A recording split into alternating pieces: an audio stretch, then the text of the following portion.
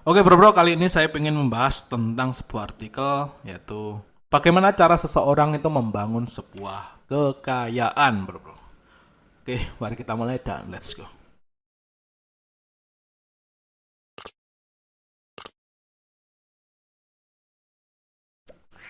Oke, terima kasih buat kalian yang masih stay di channel ini di Edo Wijaya. Di sini saya membahas terkait masalah cerita ataupun hal yang mungkin bermakna. Buat kalian yang ingin meninggalkan cerita, silakan DM di Instagram ataupun di TikTok saya, ada di bawah deskripsi bro. Kali ini saya ingin membahas tentang bagaimana cara seseorang itu membangun kekayaannya.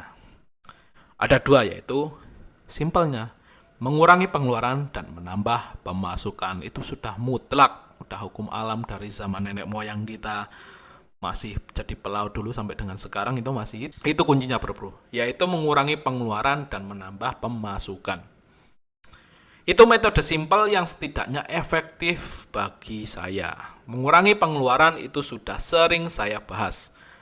Pakai mobkas lah, pakai naik sepeda lah, ngontrak, ngekos, dekat teman kerja dan lain sebagainya, ataupun masalah transportasi kalian bisa nebeng bro.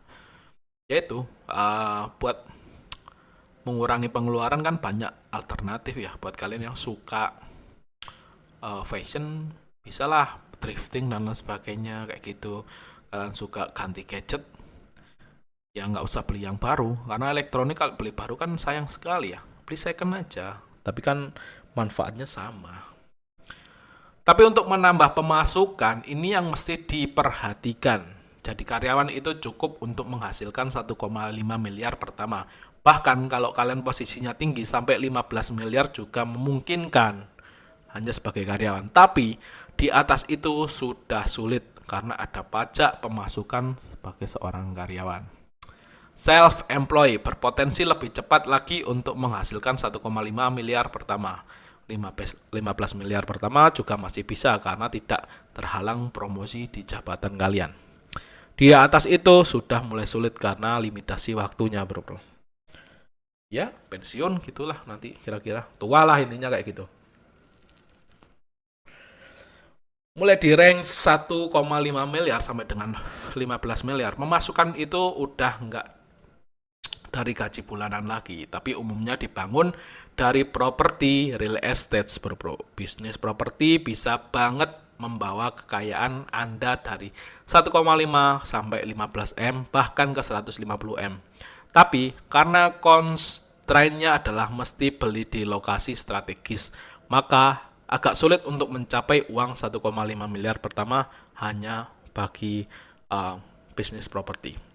Sebaliknya, di atas 150 miliar juga sudah mulai sulit karena tidak bagus punya 10 miliar, 10 properti senilai 15 miliar.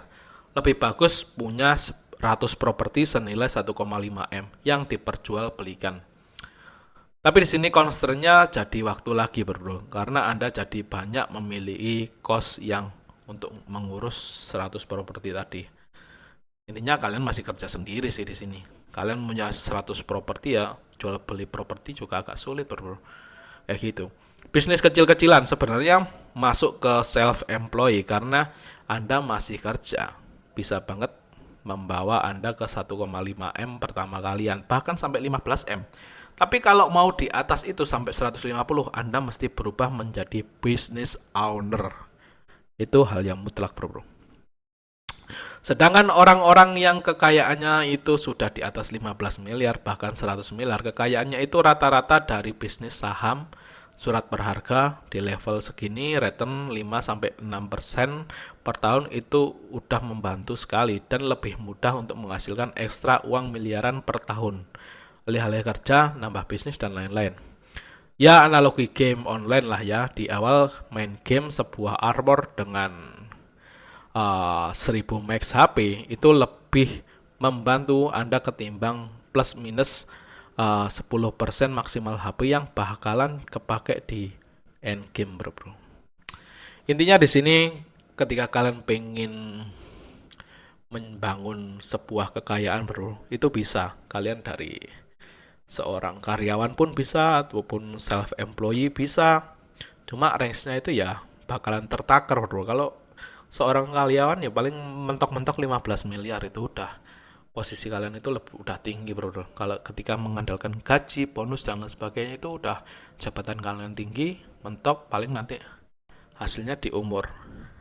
Tapi kalau self employee di situ kalian akan menguras tenaga dan lain sebagainya karena ya kalian masih eh, mengupayakan segala sesuatunya sendiri, kerja sendiri. Misal tadi ada 100 kontrakan rumah gitu, misalkan kalian mengontrakin properti gitu ya. Itu juga akan pusing juga, bro. Mengendalikan dari 100 jumlah tadi ya. Yang paling tepat yaitu di sini saya bisa artikan berarti sebuah kekayaan itu ada generatornya, bro. Ada cara mempercepatnya yaitu kalian harus membangun business owner, bro. Kalian harus membangun bisnis, tapi bisnis itu nanti menjadi autopilot. Kemudian ya bukan kalian yang kerja, tapi ada orang yang kalian delegasikan di sana, ada sistem yang bekerja untuk kalian dan lain sebagainya. Artinya uang itu berputar dengan sendirinya. Kalian hanya mengcloning dan mengcloning, bro. Akhirnya membuka cabang yang banyak dan itu akan berbuah maksimal kepada kalian. Kalian ya hanya menikmati hasilnya aja, bro. Itu sih yang bisa saya simpulkan dari notes kita kali ini, bro. Semoga membantu buat kalian ya. Untuk yang merasa memikirkan kekayaan adalah segalanya, bro.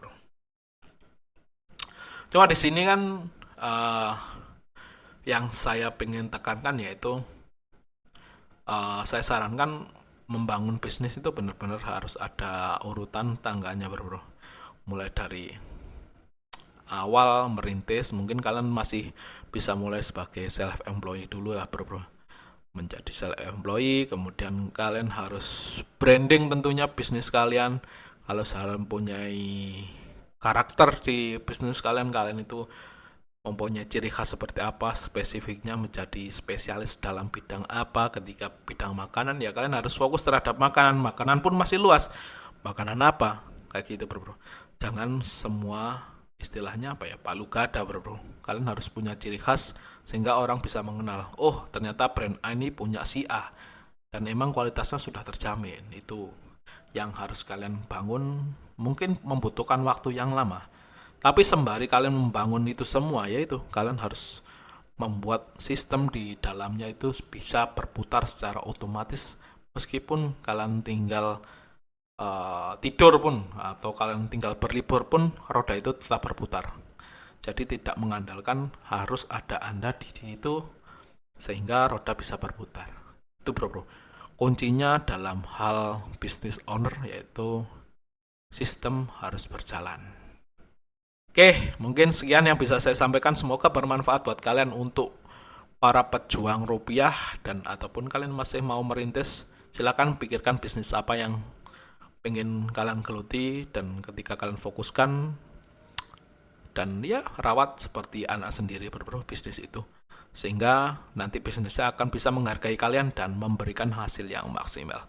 Sekian dari saya dan siap.